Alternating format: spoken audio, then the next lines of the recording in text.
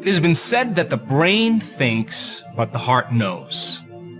Over the last 10 years, my research team and I have gone to great measures to teach people how to sustain both brain and heart coherence. Once you begin to understand the value of how your heart and brain can work together to not only change the health of your body, but to influence your life, it's my hope that you'll begin to apply some of these concepts on a daily basis.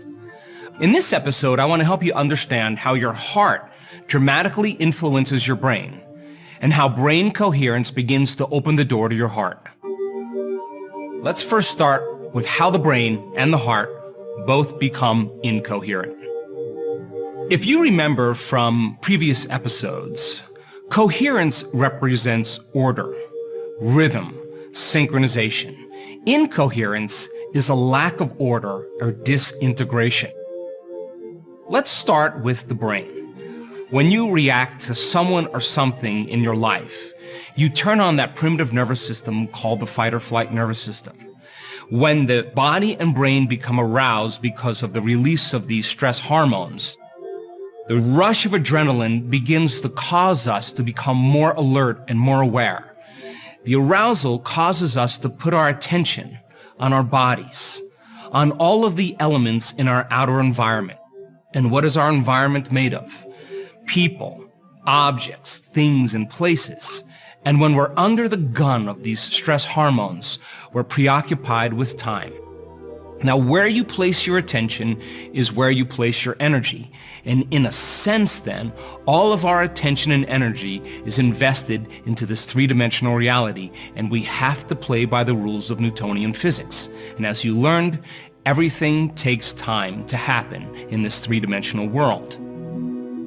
Under these stress hormones and the arousal of those chemicals, the brain moves into a brainwave state called high beta brainwave patterns.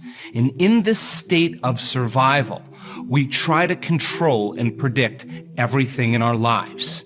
And in a sense, we shift our attention from one person to another person to another person, to another problem, to another place, to another object or thing.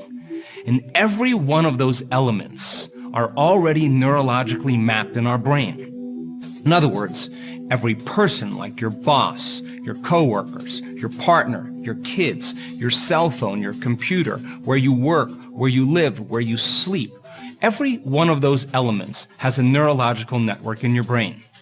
And when the brain is aroused because of those stress hormones, as we shift our attention to each one of those different elements in our external environment, we activate the associated neurological networks. And when that happens, the brain begins to fire incoherently. When your brain is incoherent, you're incoherent. So then, the hormones of stress cause us to narrow our focus on the danger or the element that's causing the stress reaction. And in a sense, we are narrowing our attention on the material world. So then we begin to experience separation because our senses fool us into believing that we're separate from everyone and everything in our lives. And because of the arousal of these hormones, we become materialists. And the material world then, under the gun of the fight or flight nervous system, in this state, it's not a time to create. It's not a time to open your heart. It's not a time to learn. It's not a time to communicate. It's not a time to meditate. It's not a time to sit down and be vulnerable. It's a time to run, to fight, or to hide.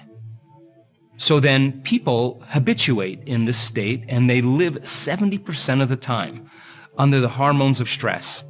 Now, at the same time, the heart is racing because the person is living in survival.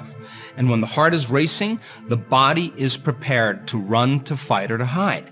But if you're not running, if you're not fighting, and if you're not hiding or freezing, and you're in a staff meeting or you're in traffic, it's like stepping on the gas pedal as your heart races and stepping on the brake at the exact same time. And when that occurs, when there's incoherence in the brain and the heart, there's less energy in the brain and the heart.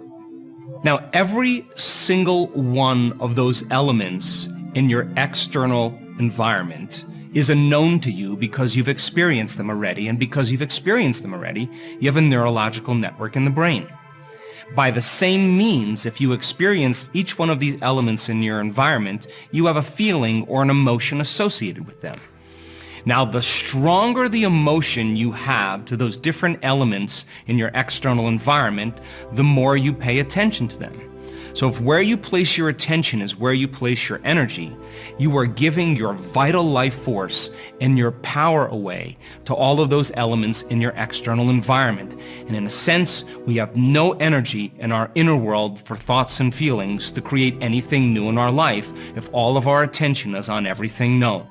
And over time, we begin to create a connection energetically with everything known in our past, present reality.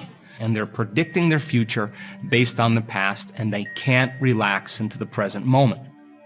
If you remember from previous episodes, we have this invisible field of vital life force surrounding us, this invisible field of light and information. And as we respond to some stressor in our lives, we draw from this invisible field of energy, and we begin to turn it into chemistry, and the field around our body shrinks.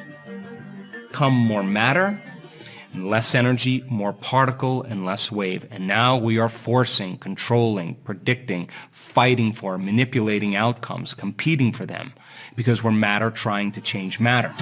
And the brain stays highly aroused in those high beta brainwave patterns, and the person has an incoherent brain.